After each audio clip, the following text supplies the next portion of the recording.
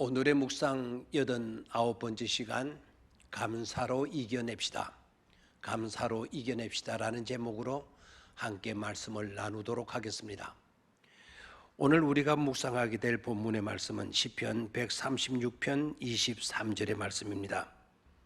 같이 보도록 하겠습니다.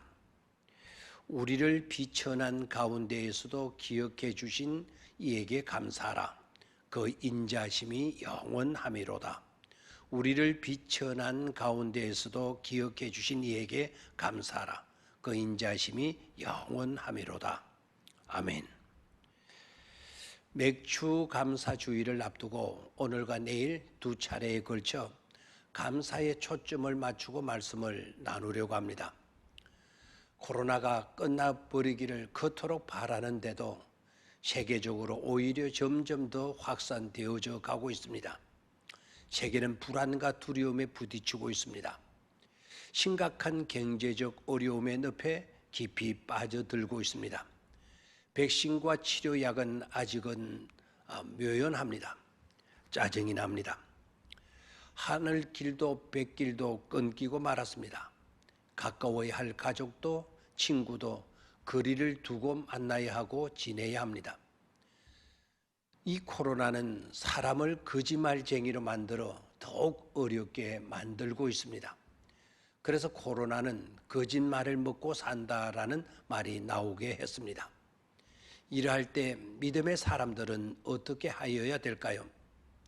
적어도 믿음의 사람들은 세상 사람들보다도 더 철저히 기본적인 방역 수칙들을 잘 지켜야 할 것입니다.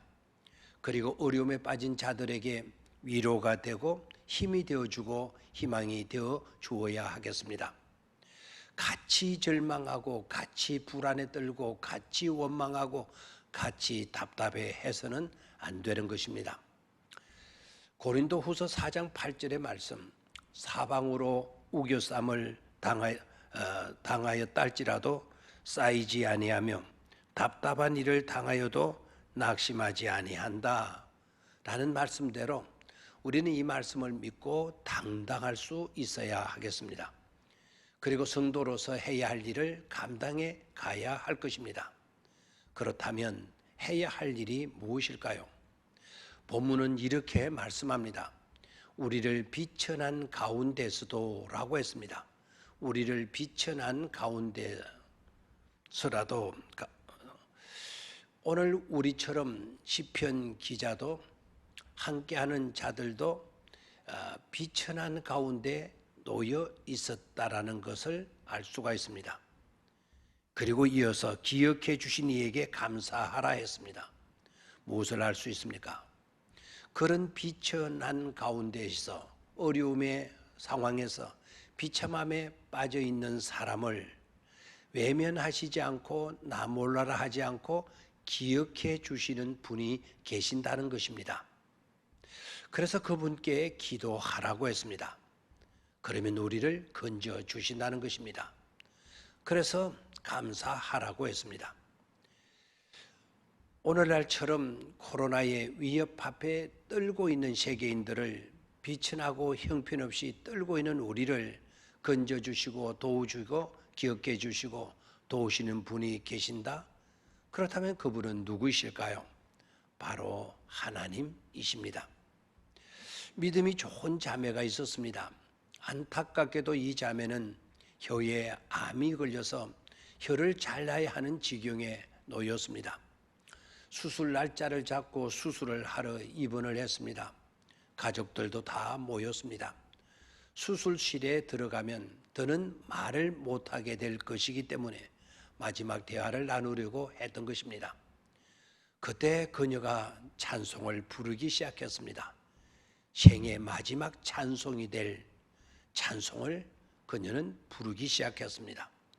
찬송가 310장 13장입니다. 내 구주 예수를 더욱 사랑, 엎드려 비는 말 들으소서.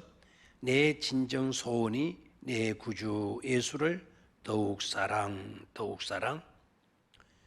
1절을 부르고 2절을 부르고 3절도 끝까지 다 찬송했습니다. 그리고 마지막으로 감사 기도를 드립니다. 하나님 아버지, 나 같은 죄인이 구원받아 하나님의 자녀가 되어 이러한 상황에서도 마음속에 주님의 평안과 기쁨이 넘쳐나고 있으니 감사합니다. 이런 상황 가운데서도 기쁨과 찬송이 넘쳐나니 정말 감사합니다. 라는 기도를 드렸습니다. 이 기도를 마치고 가족들과 한마디 대화를 나누고 수술실로 들어갔습니다. 마취를 하고 수술하기 위해 입을 열었는데 뭔가 이상했습니다. 그래서 수술을 하지 않고 다시 정밀 검사를 했더니 혀 전체에 가득 퍼져 있던 암이 혀 끝으로 몰려 있었습니다. 그래서 결국엔 혀 끝만 살짝 잘라 암을 제거하고 완치 판명을 받게 되었습니다. 물론 대화도 원만하게 할 수 있게 된 것입니다. 하나님 앞에 감사의 기도를 드렸더니 암이 사라져 버린 것입니다. 그래서 정상적인 혀를 가지고 주님을 찬양하며 섬기는 귀한 일꾼이 된 것입니다. 그렇습니다. 오늘 같이 암울한 때에는 기도해야 합니다.